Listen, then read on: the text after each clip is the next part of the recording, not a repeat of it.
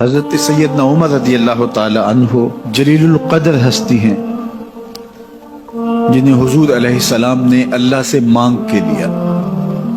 سارے صحابی رسول کریم صلی اللہ علیہ وآلہ وسلم کے مرید ہیں، لیکن جناب عمر میرے حضور کی مراد ہیں۔ 39 لوگ جب اسلام لا چکے، 39ویں شخص حضرت امیر حمزہ رضی اللہ تعالی عنہ تھے، اور ان کا ایمان لانا مسلمانوں کے لیے بہت بڑی ڈھارس اور بہت بڑے حوصلے کا سبب و ذریعہ بنا۔ تو میرے حضور نے ہاتھ اٹھا لیے، کہا اے اللہ، ایک شیر دیا ہے امیر حمزہ، ایک شیر اور عطا کر دے، اب تیری مرضی، عمر بن خطاب دے دے یا عمر بن حشام دے دے۔ حضور دعائیں مانگ رہے اور یہ ہاتھ میں تلوار لیے غیظ و غضب سے بھرے ہوئے گھر سے نکلتے ہیں کہ بانی اسلام کا چراغ ہی بجھا دینا ہے۔ راستے میں ایک صاحب ملے اور کہا کہ عمر، تیور کوئی اچھے نہیں لگتے، خیر تو ہے، کدھر جا رہے ہو؟ کہا چراغ اسلام بجھانے جا رہا ہوں، یہ روز کا مسئلہ ختم ہونے لگا ہے میرے ہاتھوں۔ مسکرا کے بولے گھر کی خبر تو لو۔ کہا میرے گھر کو کیا ہوا؟ کہا تمہاری بہن فاطمہ بھی نوکر بن گئی ہے رسول اللہ صلی اللہ علیہ وسلم۔ غصے سے بھرے ہوئے اپنی بہن کے گھر کا رخ کرتے ہیں، اندر سے قرآن پڑھنے کی آواز آ رہی، غصہ اور بڑھ جاتا ہے، دروازے کو زور زور سے کھٹکھٹاتے ہیں۔ اہل خانہ سمجھ گئے ماجرا کیا ہے، گرجدار آواز ہے جناب عمر کی، دروازہ کھولو۔ جلدی سے معلم کو چھپا دیا اور بہن آگے بڑھ کے دروازہ کھولا۔ کہا تم سابی ہو گئے ہو، دین چھوڑ دیا تم نے، بتوں کی وفا ترک کر دی اور بے تحاشا مارنا شروع کیا۔ بہن کا سر پھٹ جاتا ہے، خون بہنے لگتا ہے اور یہ مارتے چلے جاتے ہیں۔ فاطمہ بنت خطاب بولی عمر، تم خطاب کے بیٹے ہو، سنو میں بھی خطاب کی بیٹی ہوں، جو ظلم جو جبر کرنا ہے کرو، میں محمد عربی کا دامن نہیں چھوڑوں گی۔ سوچنے پہ مجبور ہو جاتے ہیں وہ کون سی طاقت ہے جس نے بجلیاں بھر دی اس کے اندر۔ کہا جو تم پڑھ رہے تھے مجھے بھی سنا سکتے ہو؟ کہا تمہیں غسل کرنا ہوگا۔ عمر اپنے بدن کو دھو رہے ہیں، میرا رب دل دھو رہا ہے۔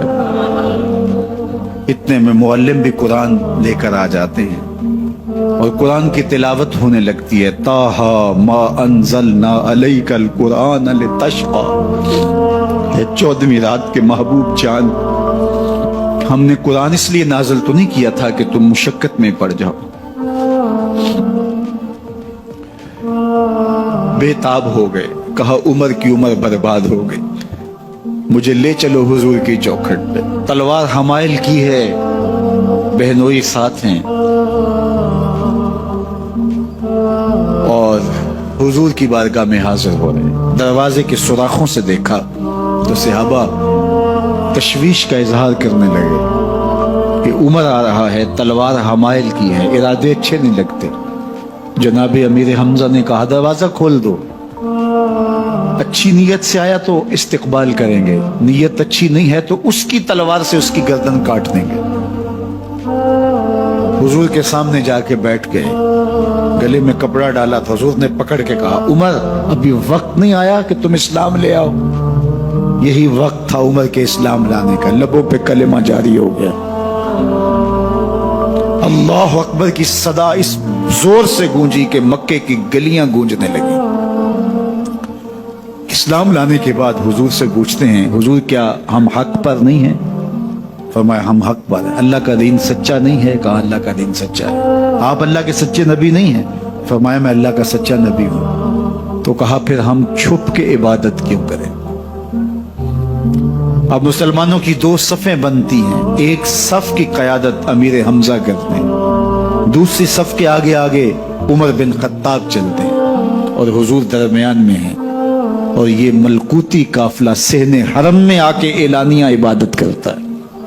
حضرت عبداللہ ابن مسعود رضی اللہ تعالیٰ عنہ فرماتے ہیں عمر کا اسلام لانا اسلام کے لیے عزت کا سبب بنا، اسلام کے وقار کی علامت بن گیا۔ ایک ایک کے دروازے پہ جا کے دروازہ کھٹکھٹا کے کہتے ہیں، وہ تو اور خبر سننے کے لیے بے چین تھے کہ یہ بانی اسلام کی زندگی کا چراغ بجھانے گیا تھا، کوئی خبر لایا ہوگا۔ وہ کہتے ہیں آؤ عمر کدھر آئے ہو؟ کہا تمہیں بتانے آیا ہوں، کمزوروں سے پنجہ آزمائی کرتے رہے ہو، آؤ میرے سے بات کرو، میں محمد عربی کا نوکر بن گیا ہوں۔ اللہ اکبر۔ میرے حضور نے فرمایا جب اچھے لوگوں کا ذکر کرو تو میرے عمر کا ذکر بھی کیا کرو۔ میرے عمر کی زبان پر حق بولتا ہے، سچ بولتا ہے۔ ان الشیطان یفر من ظل عمر، عمر کے سائے کو دیکھ کے شیطان بھاگتا ہے۔ اللہ اکبر۔ اسلام لائے تو زندگی کی ایک ایک سانس اسلام کے لیے وقف کر دی، حضور کا پہرا دیا، حضور کی ناموس کا پہرا دیا، حضور کی شریعت کا پہرا دیا۔ اسلامی فتوحات پھیلیں تو پھیلتی ہی چلی گئیں، کبھی مصر فتح ہو رہا ہے، کبھی ایران فتح ہو رہا ہے، آرمینیا تک مسلمانوں کی افواج پہنچتی ہیں۔ 22 لاکھ مربع میل پر حضرت عمر رضی اللہ تعالیٰ عنہ کی سلطنت پھیل جاتی ہے۔ عدل و انصاف کا دورہ ہوتا ہے۔ زمانے نے دیکھا کہ غیر مسلم بھی عدالت میں کھڑا ہے تو اسے خوف نہیں ہوتا تھا کہ میرے سے ناانصاف